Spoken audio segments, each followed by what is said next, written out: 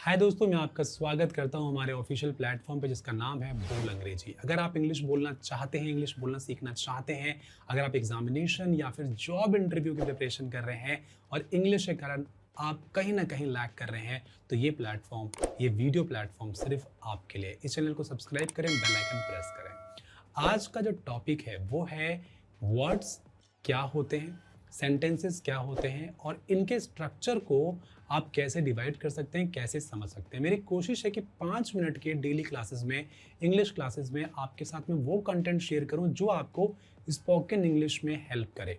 और अभी हम सीख रहे हैं बेसिक स्पोकन इंग्लिश, जो आपकी ग्रामर क्लासेस चल रही हैं। तो टॉपिक क्या है, वर्ड्स किसे कहते हैं। लास्ट क्लास में मैंने आपको बताया था कि जो कैरेक्टर्स होते हैं, लेटर्स होते हैं, अल्फ़ाबेट्स होते हैं, उनको हम जब आपस में कंबाइन करते हैं, जोड़ते हैं और उनका एक मीनिंग निकलता है, तो हम उसे क्या कहते हैं, वर्ड्स। जैसे आपने RAM 3 लेटर को जोड़ा तो क्या बन गया, राम।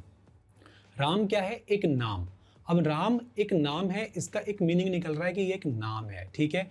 ऐसे आप कोई भी वर्ड लें, उन वर्ड्स में आप एक चीज नोटिस करोगे कि कई लेटर्स को आपस में मिलाया गया है और उसका एक मीनिंग निकलता है, इसीलिए उसे हम क्या कहेंगे, वर्ड्स। इसको आप सिंपली ऐसे समझें, कई लेटर्स को आपस में कनेक्ट किया गया है, जोड़ा गया है और जोड़ने के बाद अगर उसका एक मीनिंग निकलता है तो वो क्या कहलाता है, वर्ड।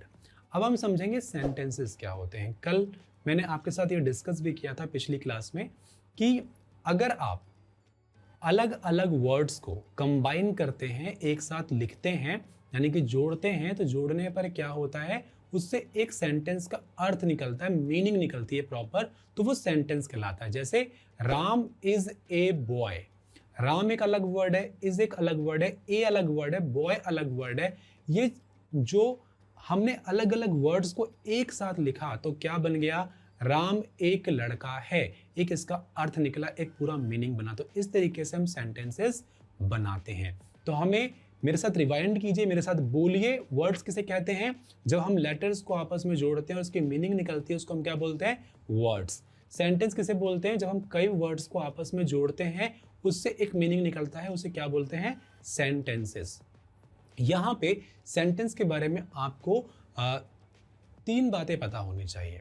पहला, कि सेंटेंस में कौन कौन से टाइप के वर्ड्स आते हैं, ठीक है, कौन कौन टाइप के वर्ड्स आते हैं। दूसरा, आपको ये समझना है कि इसका स्ट्रक्चर कैसे बनता है। और थर्ड, आपको समझना है कि स्पोकन इंग्लिश में आप इसका यूज कैसे कर सकते हैं। तो कौन कौन से वर्ड्स आते हैं, किसी भी टाइप के वर्ड्स आ सकते हैं, लेकिन वर्ड्स का एक स्ट्रक्चर होता है। स्ट्रक्चर क्या होता है, सबसे पहले सब्जेक्ट आता है, फिर वर्ब की फॉर्म आती है और फिर ऑब्जेक्ट आता है। इस स्ट्रक्चर को समझें, सब्जेक्ट, वर्ब की फॉर्म प्लस ऑब्जेक्ट। अब आपके माइंड में क्वेश्चन उठेगा कि सब्जेक्ट किसे कहते हैं, वर्ब किसे कहते हैं, ऑब्जेक्ट किसे कहते हैं। तो मैं आज की क्लास में ना इसे कवर करके अगली क्लास में प्रॉपर कवर करूंगा, क्योंकि वहां से हम समझने की कोशिश करेंगे सब्जेक्ट, वर्ब, ऑब्जेक्ट को प्रॉपर हम कैसे समझ सकते हैं और किस तरीके से हम इसको यूटिलाइज कर सकते हैं। लेकिन जो थर्ड पार्ट था उसे मैं क्लियर कर दूं। स्पोकन इंग्लिश या इंग्लिश जो भाषा है, आप जब इसके बोलने की प्रैक्टिस करते हो तो आप क्या करते हो, आप 2 चीज का यूज करते हो। एक, वर्ड्स बोलते हो, दूसरा सेंटेंसेस बोलते हो। वर्ड्स, जैसे आपने बोला sorry, please, have a nice day, ठीक है, आपने एक लाइन में एक चीज को कह दिया, वो एक वर्ड की तरह आपने बोला। हैव अ नाइस डे में हालांकि कई वर्ड्स आ रहे हैं, बट जो सिंगल वर्ड्स हैं उनका भी एक मीनिंग निकल रहा है, तो आप उसे कैसे यूज करोगे, आपने उसे वर्ड फॉर्म में यूज करा। लेकिन जैसे हमने बोला हैव ए नाइस डे, ये एक प्रॉपर सेंटेंस था। तो हम जब इंग्लिश भाषा में या किसी भी भाषा में किसी भी चीज को एक्सप्रेस करते हैं, अपने इमोशंस को एक्सप्रेस करते हैं, अपने जो फीलिंग्स है उसको एक्सप्रेस करते हैं, या हम जो बोलना चाहते हैं, जो समझाना चाहते हैं, उसको हम जब एक्सप्रेस करते हैं, तो हम 2 ही फॉर्मेट यूज करते हैं, या तो वर्ड यूज करते हैं या फिर हम सेंटेंसेस यूज करते हैं। और आप जब स्पोकन इंग्लिश में इसको यूज करोगे तो भी आप इसे ऐसे ही यूज करने वाले हो। तो अगली क्लास में हम स्टेप बाय स्टेप ये समझेंगे, सब्जेक्ट को आप कैसे यूज कर सकते हो, वर्ब के फॉर्म्स कौन कौन से होते हैं उसे कैसे यूज कर सकते हो, और ऑब्जेक्ट किसे कहते हैं। क्योंकि यहां पर जब आपने अल्फाबेट समझ लिया, आपने वर्ड समझ लिया, आपने सेंटेंसेस समझ लिए, सेंटेंसेस के स्ट्रक्चर समझ लिए, तो आपके लिए ये समझना आसान हो जाता है कि मैं जो बात बोलूंगा वो बात दो फॉर्मेट में होंगे, या तो वर्ड्स होंगे या फिर सेंटेंसेस होंगे, और इसे हम सिंपली इसी तरीके से समझ सकते हैं। तो मेरी जो कोशिश थी, हालांकि मुझे लग रहा है वो फुलफिल हो रही है, आप कॉन्सेप्ट को समझ पा रहे हैं। हमने सबसे पहले क्या समझा है, आपने पिछला वीडियो नहीं देखा है तो आप देखें कि अल्फ़ाबेट क्या होते हैं, वोवेल कॉन्सोनेंट्स क्या होते हैं, वर्ड्स क्या होते हैं, सेंटेंसेस क्या होते हैं। और आज की क्लास में हमने ये समझा है कि वर्ड्स और सेंटेंसेस प्रॉपर क्या होते हैं, उसका स्ट्रक्चर क्या होता है, उसको यूज़ कैसे करना है। अगर आप ये समझने की कोशिश कर रहे हैं कि इस चैनल पे मैं आपको कैसे सिखाने वाला हूँ, तो देखिए 5 मिनट की वीडियो में मेरी कोशिश ये है कि मैं आपके साथ एक कॉन्सेप्ट शेयर करूं और उस कॉन्सेप्ट को आपको रटवा दूं, मगहब करा दूं, आपको याद करा दूं, आपको समझा दूं, और ऐसे समझा दूं कि वो आपको परमानेंटली याद हो जाए।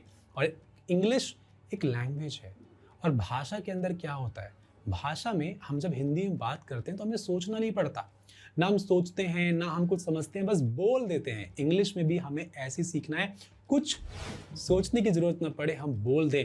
तो हमें अपना जो बेस है, जो रूट है, उसे मजबूत करना होगा। और मेरी कोशिश यही है कि डीप ग्रामर आपको ना सिखा करके, जो स्पोकन इंग्लिश के लिए जितने ग्रामर की आपको नीड है, जितना आपको सीखने की ज़रूरत है, वो आप सीखें।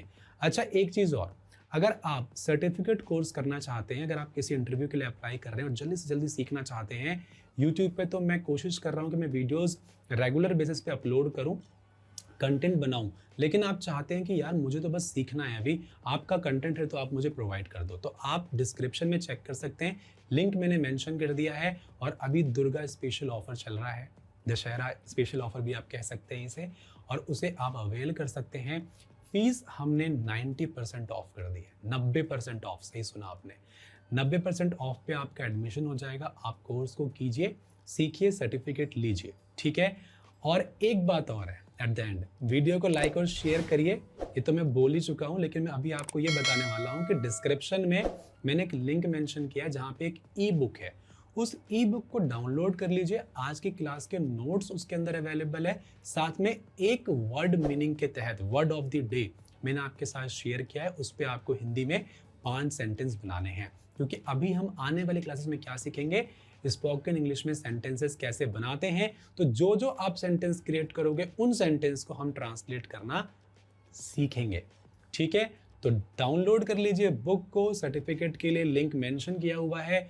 और अगर आप हमारे साथ जुड़ना चाहते हैं तो हमारा कम्युनिटी का लिंक भी वहां पर मेंशन है, आप उसको फॉलो कर लें। और इस चैनल को सब्सक्राइब करना ना भूलें, शेयर करना ना भूलें, बेल आइकन प्रेस करना ना भूलें, ठीक है। भूलना कुछ नहीं है, याद करना है, समझना है, सीखना है और लाइफ में इम्प्लीमेंट करना है। मैं आपसे मिलता हूँ नेक्स्ट क्लास में। Bye, take care, have a nice day.